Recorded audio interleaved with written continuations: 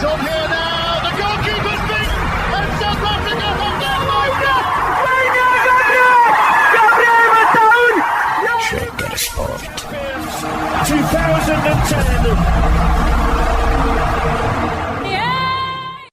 ሰላም ጤና ይስጥልን እንደምናላችሁ የተከበራችሁና የተወደዳችሁ የሸገር ስፖርት ዊዝ አበበ ግደይ የዩቲዩብ ቻናል ቤተሰቦቻችን በያላችሁበት እጅግ አስደሳች ጊዜን እያሳለፋችሁ እንደሆነ ተስፋ እናደርጋለን። መልካሙን ሁሉም ለናንተ እንመኛለን። ታዲያ ይህንን ሸገር ስፖርት ዊዝ አበበ ግደይ የሚለውን የዩቲዩብ ቻናላችንን ሰብስክራይብ አድርጉት፣ የደውል ምልክቱን ተጫኑትና አዳዲስ ፕሮግራሞችን ስንለቅ መልእክት ይድረሳችሁ። ላይክ በማድረግ እንዲሁም ደግሞ ሊንኩን ለሌሎች በማጋራት በተከታዮች ቁጥር እንድንበዛ የምንሰራቸው ፕሮግራሞችም ብዙ ሰዎች ጋር እንዲደርስ የምታደርጉትን ጥረት አጠናክራችሁ ቀጥሉ እንላለን። እስካሁን ላደረጋችሁልን ድጋፍ፣ እገዛ እና እኛን ለማንቃት ለሄዳችሁት ርቀት በሙሉ ምስጋናችን ትልቅ ነው። በጣም እጅግ በጣም አድርገን እናመሰግናለን። ወደ መጀመሪያው ጉዳይ እንሂድ። ሲሪየስሊ ልትል ነው ሳምሪ? በእርግጠኝነት የምርህን ነው? እቶ ልትይ ነው? እስኪ እኔ እኮ አይደለሁም ያልኩት። እሱን አለ የምትነግሪኝ? ግን ያስብላል። እኔ ያስብላል ባይ ነኝ። መጀመሪያ ደግሞ ነገሩን ለማመንም ትንሽ ቸግሮኝ ነበር። ከዛ በኋላ ግን ያው መገናኛ ብዙሃን በተደጋጋሚ ሲያወጡት ትልልቅ የሚባሉት መገናኛ ብዙሃንም ሲዘግቡት ደግሞ የበለጠ የሚያስገርም ነገር እንደሆነ ተረዳው። ለማንኛውም ትላንትና ከተሰሙት ጉዳዮች መካከል አንደኛው ሳሙኤል ኢቶ ያደረገው ነገር ነው እና ሳሙኤል ኢቶ እንደምናውቀው የካሜሮን እግር ኳስ ፌዴሬሽን ፕሬዚደንት ነው እና በዛ ውስጥ የራሱ ኃላፊነትና ሚና እንዳለ ሆኖ ግን ደግሞ አንዳንድ የሚወስናቸው ውሳኔዎች የበለጠ ግርታን የሚፈጥሩ ለምን የሚሉ እና አንዳንዶቹ ላይ ደግሞ በጣም ራስ ወዳድነትም ከዛ በተጨማሪም ደግሞ ይሄ የዲክታተርሺፕ አይነት ነገር ያለው እንደሆነ የማን አለብኝነት አይነት ነገር እንዳለ ትረዳለ። ለማንኛውም ትላንትና በወጡት መረጃዎች መካከል ኢቶ አንድ አደረገ የተባለው ነገር የካሜሮን ብሔራዊ ቡድን ተጫዋች የሆነውን አቡባከር የተባለውን ተጫዋች ከብሔራዊ ቡድኑ ስብስብ ውጭ እንዲሆን አድርጓል። በነገራችን ላይ ከተወሰኑ ጊዜ በኋላ የካሜሮን ብሔራዊ ቡድን መልክ ነው አቡበከር። በደንብ ደግሞ የምናስታውሰው ነው። ጎሎች የሚያስቆጥር ጨዋታዎችን ብሔራዊ ቡድኑ ብራዚል ላይ ጎል ሲያገባ ነው የምናስታውሰው። በጣም የተለየ ደስታ፣ በቃ ሬስትለስ የሆነ አጥቂያቸው ነው አቡበከር። ልክ ነው እና የእሱ በቃ የካሜሮን ብሔራዊ ቡድን ውጤታማ እንዲሆን ካደረጉ ተጫዋቾች መካከል አንደኛው ነው። እሱን ግን ከብሔራዊ ቡድን ውጭ እንዲሆን ያደረገበት መንገድ በጣም በጣም እያነጋገረ ነው። በነገራችን ላይ አሁን ነው ገና አዲስ አሰልጣኝም የካሜሮን ብሔራዊ ቡድን አሰልጣኝ ተደርገው የተሾሙት ገና አዲስ አሰልጣኝ ናቸው ያሉት። ቀድሞ የነበሩት አሰልጣኝ ከኃላፊነታቸው እንዲነሱ ተደርጓል። እኚህ አዲስ አሰልጣኝም ደግሞ ሲሾሙ ዴቪድ ፓጉ ይባላሉ። በራሱ በሳሙኤል ኢቶ ውሳኔ እና ፍላጎት እንደሆነ ነው መረጃዎቹ የሚያሳዩት የተቀጠሩት እና አሁን ደግሞ አቡበከርን ብቻ ሳይሆን ከዚህ በፊት በነገራችን ላይ ኦናናም ከካሜሮን ብሔራዊ ቡድን ውጭ እንደሆነ ተረጋግጦ ነበር። እሱም ደስተኛ እኮ አልነበረም አይደል? ከዚህ በፊት ከነበሩት አሰልጣኝ ጋር እንደውም ጨዋታዎቹን ሁላ ትቶ የሄደበትን አጋጣሚ ምናምን እናስታውሳለን። ለማንኛውም ግን ኦናናና እንደዚሁም ደግሞ አቡበከር ከብሔራዊ ቡድኑ ውጪ መሆናቸው ተረጋግጧል። የኦናና ብዙም አስተያየት አልተሰጠበትም። የአቡበከር ግን በጣም በጣም በጣም መነጋገሪያ ሆኗል። ምክንያቱም ይህንን ውሳኔ የወሰነው ራሱ ነው፣ ሳሙኤል ኢቶ ነው ከስብስብ ውጪ እንዲሆን ያደረገው እና ይህንን ውሳኔ እንዲወስን ያደረገው አንደኛውና ብቸኛው ምክንያት የእሱን የጎል ሪከርድ እንዳይጋራ ነው ይሄ ተጫዋች ተብሎ መረጃው ወጥቷልና እንዴ ትላላ መጀመሪያ ለማመን ትንሽ የሚከብድ ይመስለኛል ይህንን ያክል ርቀት እንዴት ሄደ የሚል። ለማንኛውም ሳሙኤል ኢቶ ከካሜሮን ብሔራዊ ቡድን ጋራ 118 ጨዋታዎችን አድርጎ 56 ጎሎችን አስቆጥሯል። ይሄ የሳሙኤል ኢቶ ሪከርድ ነው። አቡበከር ደግሞ 116 ጨዋታዎችን አድርጎ 45 ጎሎችን አስቆጥሯል እና በጨዋታ ብዛት ካየኸው እኩል ሊዳረሱ ነው 116 እና 118 ስለሆነ፣ በጎል ብዛት ግን 45 እና 56 ላይ ናቸው ያሉት እና የካሜሮን ብሔራዊ ቡድንን እያገለገለ ከቆየ ይሄ ተጫዋች የሳሙኤል ኤቶን ሪከርድ ሊጋራ ነው ወይንም ደግሞ ሊሰብር ነው ማለት ነው። ስለዚህ ዋነኛ ሀሳቡ አቡበከር አጉዱሎ የካሜሮ ብሔራዊ ቡድንን መጥቀም ሳይችል ቀርቶ ሳይሆን ይህንን ሪከርድ ይጋራኛል በሚል ስጋት ከብሔራዊ ቡድኑ ስብስብ ውጭ እንዲሆን አድርጓል ተብሎ መረጃው ወጥቶ ይህንን ስንመለከት ነበርና ትልቅ የመነጋገሪያ ርዕሰ ጉዳይ ሆኖ ተመልክተነዋል። አሁን እናምነዋለን ወይ ነው እንግዲህ አንዳንዴ አድርጎትን እኮ ሊሆን ይችላል፣ ግን ሰው እንዲያረግም የሚለውን ማሰብ ፈልጌ የምሬን አሁን ርዕሱንም አይተሹ ከሆነ ትናንትና ነው መደመጥ የጀመረ ነገርና ሲሪየስሊ እያሉ ነው አብዛኞቹ የሚያወሩት። የምሬን ነው እንደዚህ ይታሰባል እንዴ እንደዚህ ይደረጋል እንዴ የሚል ነገር የሚያስነሳው። ለነገሩ ምንድን ነው በዚህ በካሜሮን እግር ኳስ ፌዴሬሽን አመራርነቱ ሳሙኤል ኤቶ በጣም ብዙ በጎ ባልሆኑ ነገሮች እኮ እየተነሳ ነው ከዚህ በፊትም። ይሄ ለመጀመሪያ ጊዜ አይደለም። አወዛጋቢ አነጋጋሪ የሆኑ ነገሮችን ያደርጋል፣ ይወስናል። ትንሽ የጉልበተኝነት ስሜት ያላቸው ብቻ ይሄ ተገባብቶ ከመስራት ይልቅ ወይም ተናቦ ተመካክሮ ለካሜሮን እግር ኳስ የሚሻለውንና የሚበጀውን እንዲወሰን ከማድረግ ይልቅ በማናለበኝነት የሚያደርጋቸው ነገሮች አስወቅሰውት ወይም የሚዲያ ሽፋን በዛ ሰበብ እንዲያገኝ አድርገውት ያውቃሉ፣ በጎ ባልሆነ ምክንያት ማለት ነው። ይሄኛው ግን በፍጹም ይደረጋል ብለሽ የማታስቢው ነገር ሰው እዚህ ርቀት እንዴት ይሄዳል? በዛ ላይ እንደውም የአርላኪ አይደለም የሚተካሽ ስታገኝ በአንቺ የአመራርነት ዘመን የተሻለ ውጤት የሚያመጡ ተጫዋቾች ተሰባስበው ካሜሮን ጠንካራ ሆና እንድትቀርብ ምናምን ትፈልጊያለሽ እንጂ የራስሽን ሪከርድ ለማስጠበቅ እንደዚህ ያሉ ውሳኔዎች እንዲወሰኑ ጣልቃ የሚገባ ከሆነ በጣም አስቸጋሪ ነው የሚሆነው። የመጀመሪያው ነገር እሱ ነው። ቅድም እንዳልኩት ነው። አንዳንድ ነገሮች አሉ በቃ ይደረጋሉ ብሎ ለማሰብ አቅም የሚያሳጣል።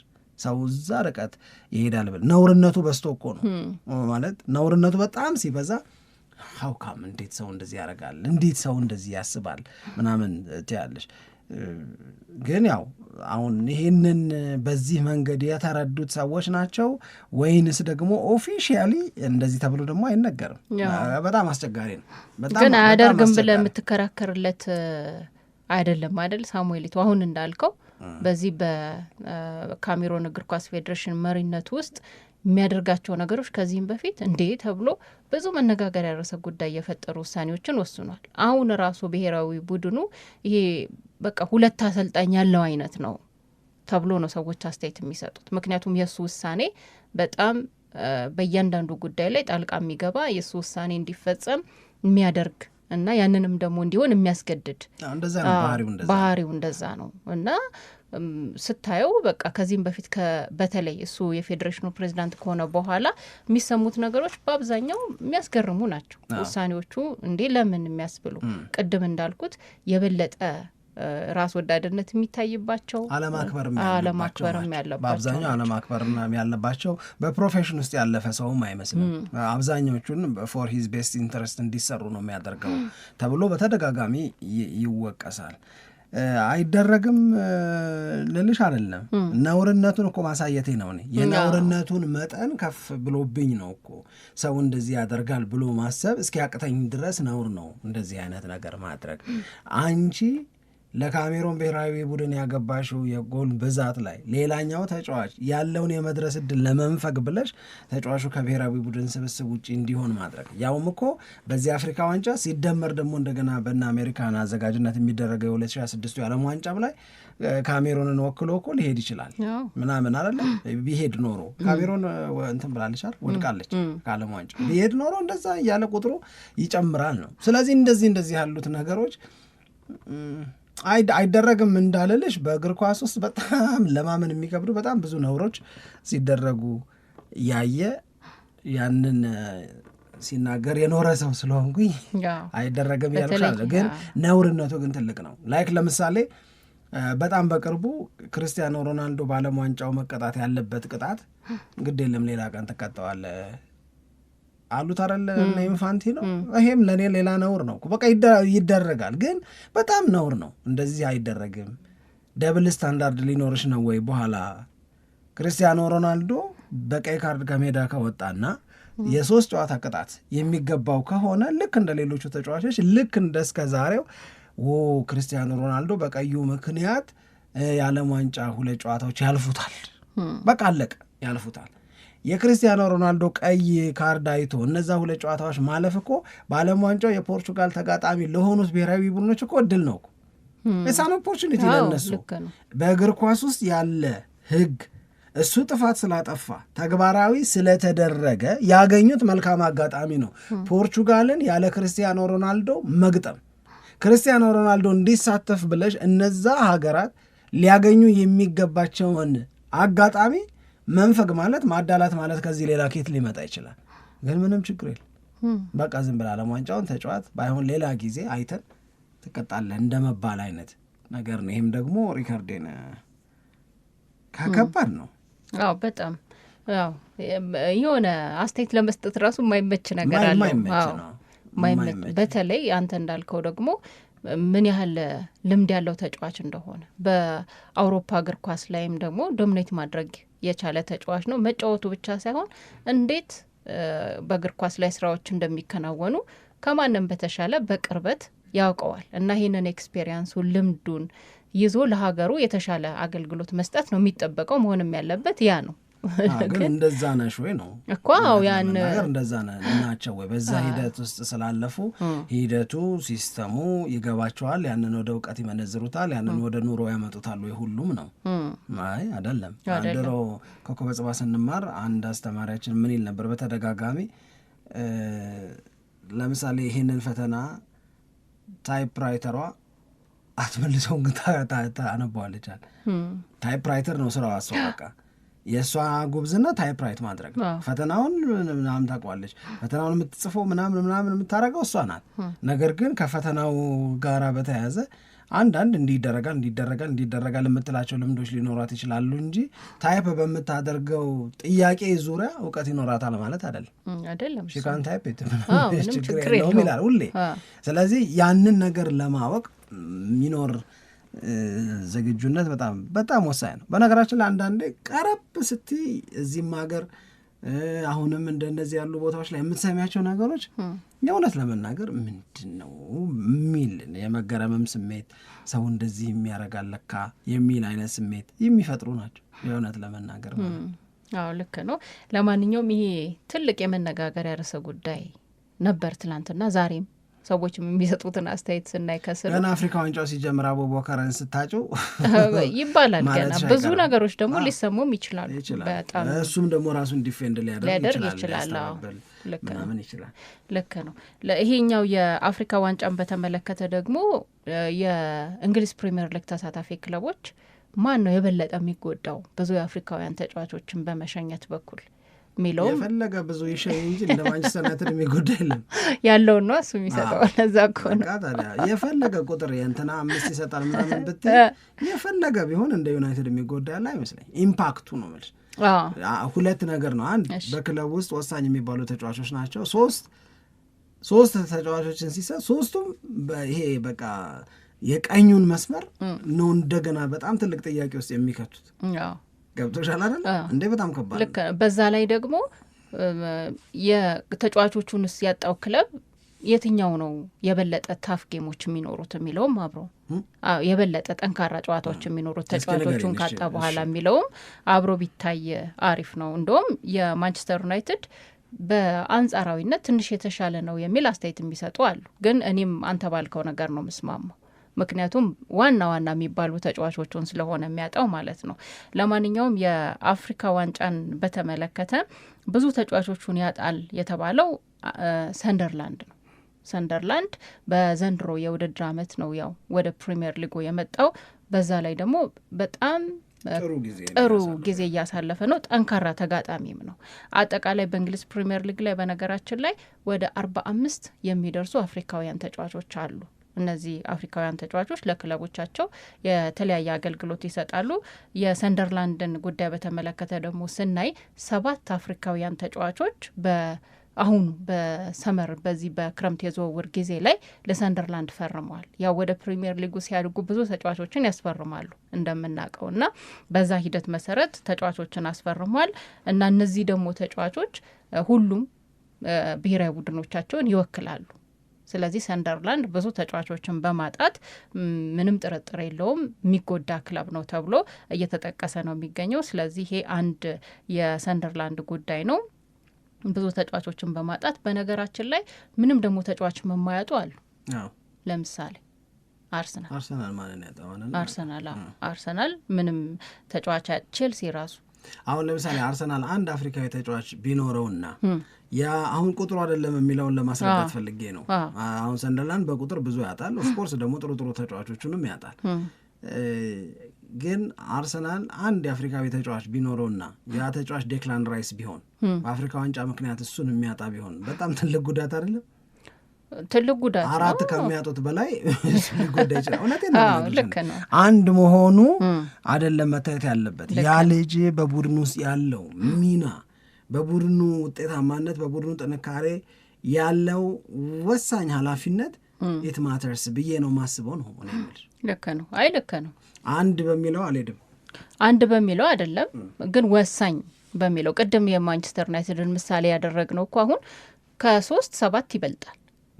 ግን ዋናው ወሳኝ የሚባሉት ተጫዋቾችና እንደገና በዛ ቦታ ላይ ደግሞ በምትክነት የሚሰጡት ተጫዋቾች ማንነታቸው እንኳን በትክክል ስላልታወቀ ማንቸስተር ዩናይትድ ይጎዳል ተብሎ አስተያየት የሚሰጠው ለዛ ነው። ግን አርሰናል፣ ቼልሲ፣ ሊድስ እና ኒውካስትል ዩናይትድ ደግሞ ምንም በቃ አፍሪካዊ ተጫዋች በቡድናቸው ውስጥ ስለሌለ የአፍሪካ ዋንጫ ምንም የማይነካቸው ክለቦች ተብሎ አብሮ መነሳት የሚችል ይመስለኛል። ሌሎቹም ግን ያው እንደ ፉልሃም ወሳኝ የሚባል ተጫዋቾቻቸውን ደግሞ የሚያጡ አሉ። በፉልሃም በኩል አሁን ካየው እንደ አሌክስ ኢዮቢ አይነት ተጫዋቾች ፉልሃምን መወከል የማይችሉበት ጨዋታዎች ይኖራሉ ማለት ነው። ያው በክለቡ ወሳኝ ከሚባሉ ተጫዋቾች መካከል አንደኛው ስለሆነ ይሄም አብሮ መነሳት ይችላል ብዬ ነው ማስበው። የማንቸስተር ዩናይትድም ጉዳይ አብሮ ይነሳል። ማንቸስተር ዩናይትድ እነማንን ከዚህ በኋላ ያደርጋል፣ እነማንን ይገጥማል የሚለውም አብሮ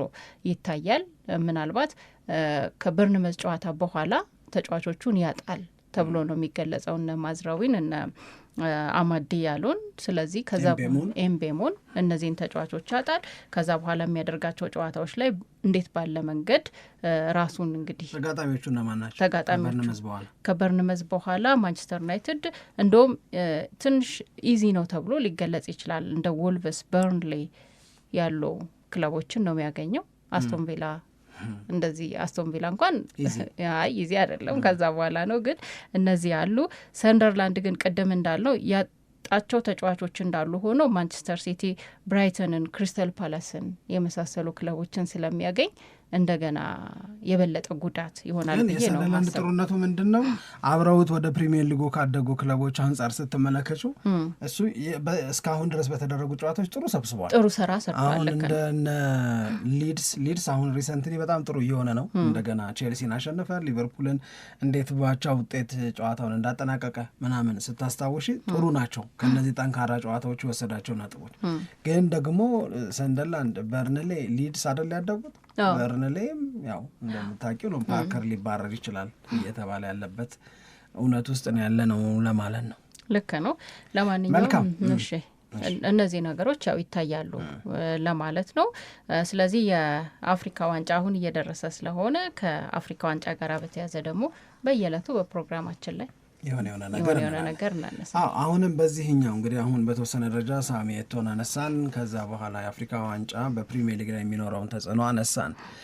በቀደም በነበረው ፕሮግራም ላይ ከፈለግሽ ዛሬ ትንሽ ገፋ አድርገን ብንነጋገርበት፣ ካልሆነ ደግሞ ምናልባትም በደንብ እንመለስበት ራሱን የቻለ ፕሮግራም እንስራም ካልሽ እንዳለቃነትሽ እሱን ልንቀበል እንችላለን። ግን የእውነቴን ነው የበቀደሙን የጨዋታ እንግዳን ፕሮግራም ሰምተሽ ከሆነ መዓዛ ብሩ እና ኃይሌ ገብረስላሴ ያደረጉትን ውይይት ማዚ በስም ያልጠቀሰችውን አንድ ሰው ሜንሽን አድርጋ በስም አልጠቀሰችውም፣ አንድ ያንተ ወዳጅ አክባሪ ብላ ለኃይሌ ገብረስላሴ ፕሮፖዝ ያደረገችው አንድ ሀሳብ አለ። የሀሳብ ምንድን ነው? እስኪ ሰው እናውጣ፣ ከነ ይድነቃቸው በኋላ ከነ ፍቅሩ ኪዳኔ በኋላ ሰው ማውጣት አልቻልንም የሚል ነገር እንደ ቁጭት የሚያንገበግበው ያንተ አክባሪ ያንተ ወዳጅ ኃይሌን ለምንድን ነው ወደ ዓለም አቀፍ አመራር ደረጃ እንዲበቃ ኢትዮጵያ ማሰራው የሚል ሀሳብ አነሳና በጣም ጥሩ ሀሳብ ሆኖ አገኘሁት።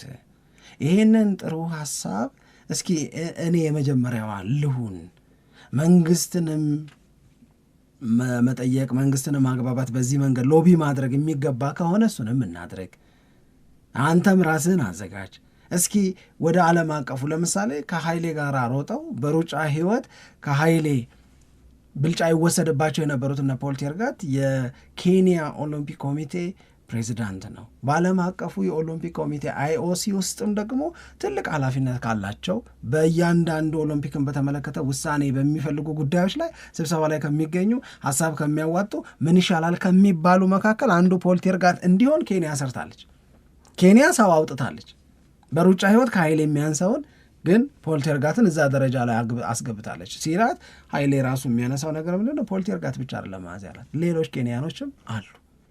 ኬንያ ከአንድ በላይ አላት። በሌላ አነጋገር እኛ ማንም የለንም። አንድ ወይዘሮ ዳግማዊት አለች፣ በቃ ማንም የለም ሌላ በሩጫ ህይወት ውስጥ ያለፈ ዲሲፕሊኑን የሚያቅ እዛ ውስጥ ፕሮሴን ኮንሱን የሚያቅ ጉዳቱን ጥቅሙን ምናምን የሚረዳ ቮካል የሚሆን እገሌ ከእንትን ሀገር የሚያስብለን ሰው ሲታሰብ ኃይሌ ነው ያለ። የምር እኮ ነው። እና ግን ሰው ማውጣት ለምን ያቅተናል? ሰው ከፍ አድርጎ እዛ ቦታ ላይ እንዲቀመጥ ለምንድን ነው የሚያቅተን የሚል ለእኔ በጣም ኢንትረስቲንግ የሆነ ነገር አነሳቸው እና ይሆን ልጀምረው አለችው። ይሄንን ሀሳብ ወደፊት ማራመድ፣ ሰው እናውጣ፣ ኢትዮጵያን በሩጫ የሚያስጠራ ኢትዮጵያን በውድድር መድረክ አሸናፊ የሚያደርግ ሰው ስናወጣ ኖረናል። አሁን ደግሞ በዓለም አቀፍ አመራርም ላይ ሰው ሊኖረን ይገባል። ምክንያቱም እዛ ጋር የሚወሰነውን ውሳኔ የሚወስኑት ሰዎች የራሳቸውን ሀገርም ጥቅም ወደ ጎን አድርገው በገለልተኝነት ለሁሉም ሀገሮች ምናምን ላይነጋገሩ ይችላል። ይሄም ለምሳሌ 10,000 ሜትር ይቅር አይቅር ምናምን ሲባል ማንን ይጠቅማል ማንን ይጎዳል? ሽንጡን ገትሮ የሚከራከርላት ሰው ኢትዮጵያ አላት ወይ? 10,000 ሜትር በቃ ኢትስ ቢትዊን ኬንያ ኢትዮጵያ ምናምን። አንዳንድ ሰዎች 10,000 ሜትር ከውድድር ይወጣል ከተባለ ቆየ ምናምን። መሐመድ ሞፋራ መሀል ላይ ስላሸነፈው እኮ ነው።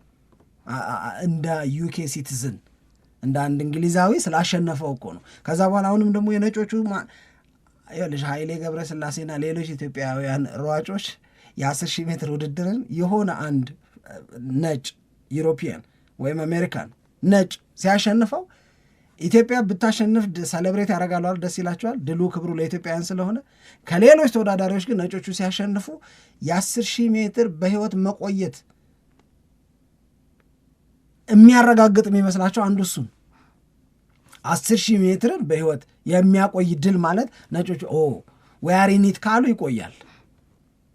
ኢትስ ቢትዊን ኢትዮጵያን ኬንያ፣ ምናልባት ሰምታይምስ ዩጋንዳ። አሁንም ዩጋንዳዎቹ በቃ ጨርሰዋል። ሌላ ጄኔሬሽን ካልመጣ በስተቀር ዩጋንዳን እንደገና በዚህ ርቀት ውስጥ የሚቀጥ ምንም የለም። አሁንም በኢትዮጵያ በኬንያ መካከል፣ ኢትዮጵያም ደግሞ ያው እየሰነፈች ነው በ10,000 ሜትር ወንዶች ላይ ኦልሞስት የለንበትም ወደ ማለት ደረጃ ላይ እየደረስን ያለ ነው ምናምን። ግን ቤዚክ ውሳኔዎችን ሲወስን IOCም ሊሆን ወርልድ አትሌቲክስ የኢትዮጵያን ቤስት ኢንተረስት ዲፌንድ የሚያደርግ ድምፅ፣ መልክ፣ ተጽዕኖ ሊፈጥር የሚችል እሳቸው የሚባል ሰው ለምንድን ነው ማናወጣው? ለምንድን ነው ከማውጣት ይልቅ መቅበሩ ላይ የምናተኩረው? ለምንድን ነው እዛ ላይ የሚቀናን? እዛ ላይ ሞር ኢነርጂያችንን ለምንድን ነው የምናጠፋው? ይሄ የምር ማንም ቢሆን ሊያነሳው የሚገባ ጥያቄ ነው። ኃይሌ ከዛ በፊት ማዚ ይህንን ነገር ከማንሳቷ በፊት የአይጦችን ታሪክ ምናምን ሲነግራት ነበረ። እርስ በርስ በሚደረግ ልፊያ የኢትዮጵያ አይጦች መቅረብ አቃታቸው። እንደነዛ አይጦች እርስ በርሳችን ስንላፋ ስንጓተት፣ ሰክሰስ የሚባለው በመብቃት ሳይሆን የሆነን ሰው ወደኋላ በማስቀረት እየሆነ እዚሁ አካባቢ ባለ መጠላለፍ ኢትዮጵያ እንደ ሀገር ልታገኝ የሚገባትን ተጨማሪ ጥቅምና ክብር ለምን ታጣለች? ያው ኃይሌ የራሱ የግል ውሳኔ ሊኖረው ይችላል። ኃይሌን ተጽዕኖ መፍጠር ግን አያቅት። ያው ማዚ የሚያስቀመጠችው ነገር አውቃለሁ፣ በምርጫ ነው ሂደቱ ምርጫ እንደሆነ ምናምን አውቃለሁ። ግን እዛ ላይ ተጽዕኖ ማሳደር ለኢትዮጵያ የሚበጀው ይሄ ነው ማለት፣ ለኢትዮጵያ የሚሻለው ይሄ ነው ማለት ለምን ነው የሚያቅተው ሲባል አንድ የሆነ የተናገር ማን አሳልፎን የሚል ነገር ተናገር። አይደችን ማን አሳልፎን እንዴት ተደርጎ እንደተቆላለፈ፣ እንዴት ተደርጎ እንደተዘጋጋ፣ እንዴት ተደርጎ እንትን እንደተባለ ይነውት አይነውት ይነውት ሁሉም ያውቃል። ሲስተሙ ሰው ይህንን ነገር በደንብ ብንሰራበት ቆጭቶን ብንነጋገርበት በጣም ጥሩ አይደለም ወይ? አይ አሪፍ ነው እንጂ በጣም እኔም አስታውሳለሁ ከዚህ በፊት እኮ እኛም ፕሮግራም አቅርበናል አይደል? በተለይ ይሄ የዓለም አቀፍ መድረኮች ላይ በደንብ ችሎታውም እውቀቱም ያላቸው ሰዎች እያሉን ግን ደግሞ እዛ ቦታ ላይ ኢትዮጵያን የሚወክሉ አትሌቶችም ሌሎች ስፖርተኞችንም ለምንድን ነው ማብቃት ያልቻል ነው የሚለው ላይ ሰፊ ፕሮግራም አቅርበናል። እንደውም ካስታወስክ አቶ ገበያውን በቀጥታ ስልክ መስመራችን ላይ ያስገባንበት እሳቸው የጂምናስቲክ ዋና ስራ አስፈጻሚ ሆነው የተመረጡ ጊዜ ይህንን የዓለም አቀፉ ይህንን ሀሳብ አንስተ ነው ተነጋግረንበት ነበር እና እሳቸው በወቅቱ ብዙ ቁም ነገር አንስተዋል። እንዴት አድርጎ አሸንፎ እዛ መድረክ ላይ መውጣት እንደሚቻል ማለት ከእኛ ቀላል ነገር ነው ብለን ከምናስባቸው ነገሮች ባሻገር ማለት አሁን ለኛ ለሆነ ሰው መልካም ልደት ምናምን ብትለው ምንም አይደለም። እዛ ሀገር ግን ጥሩ ግንኙነትን ለመመስረት ስፔሻሊ ነጮቹ ላይ እንደዚህ አይነት ነገሮችን ስለዛ ሰው የሆነ ነገር ማወቅ ምን ያክል ቦታ ሊያሰጥ እንደሚችል እና መልካም ልደት ምናምን ስንላቸው ራሱ በእንደዚህ ስንል በጣም ጥሩ ግንኙነት ለመፍጠር ያግዛል። ይሄ በግል ራሱ ተወዳዳሪዎቹ ማድረግ ያለባቸው ራሳቸውን ለማብቃት የሎቢ ሜተድ ለማብቃት ማድረግ ያለባቸው ነገር ነው። ግን መጀመሪያ እዛ መድረስ አለባቸው ይህንን ለማድረግ።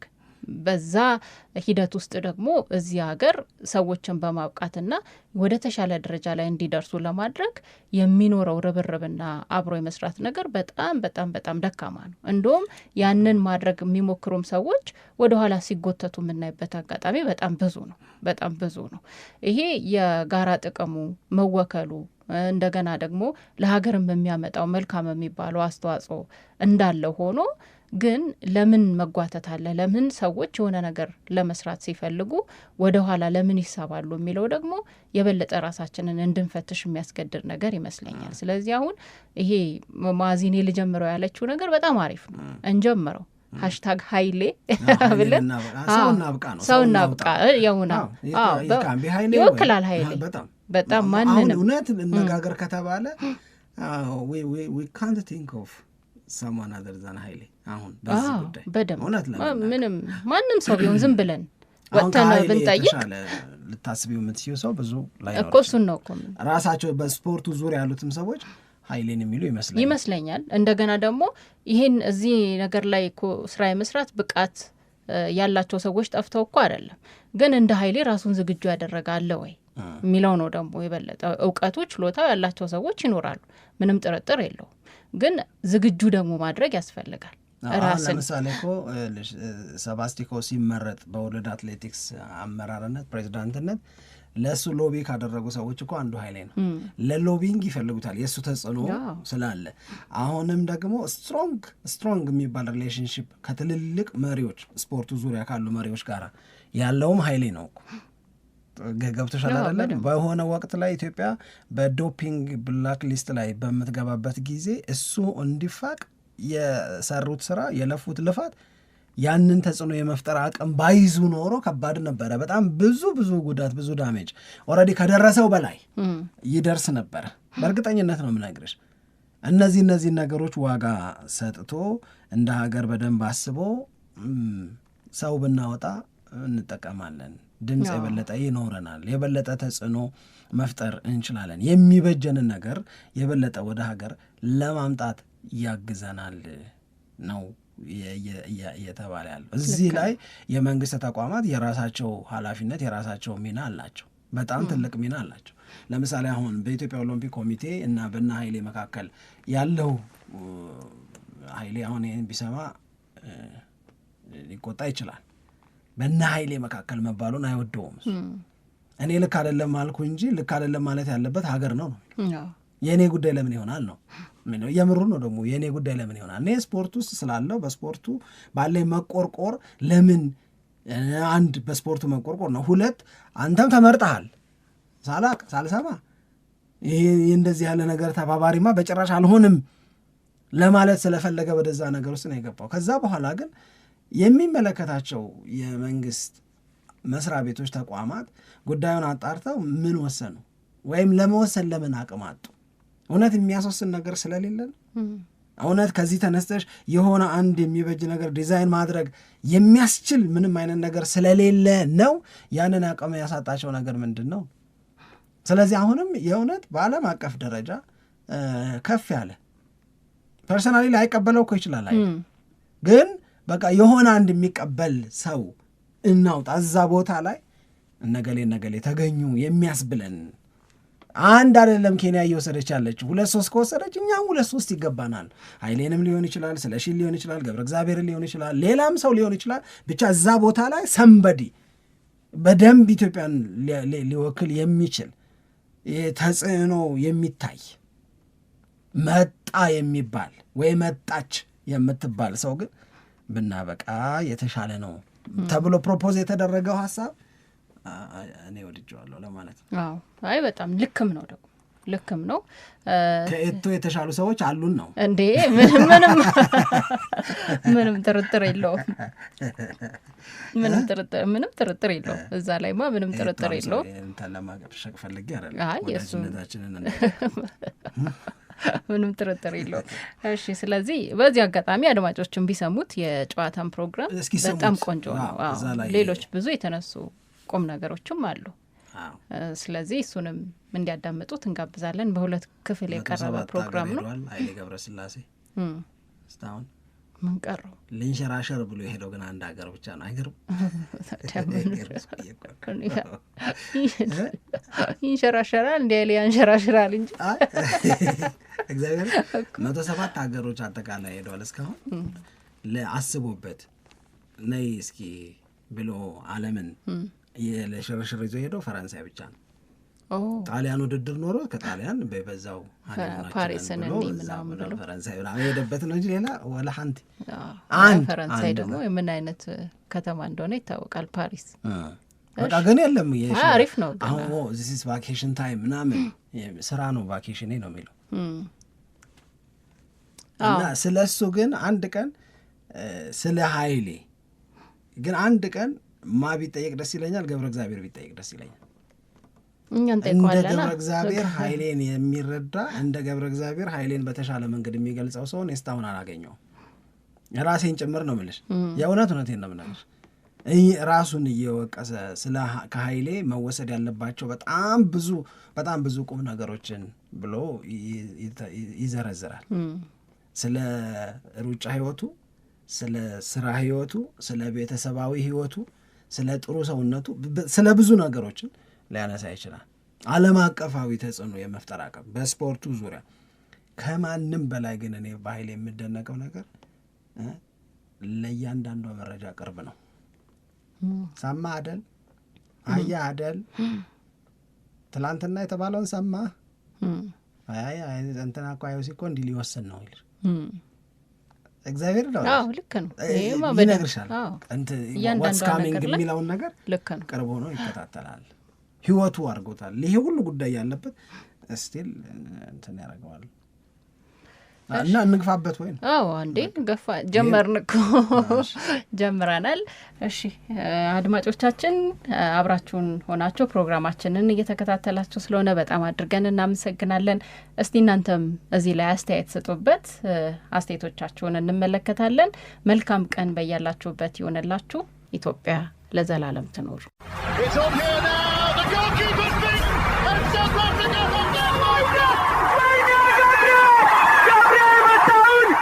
Shake Sport 2010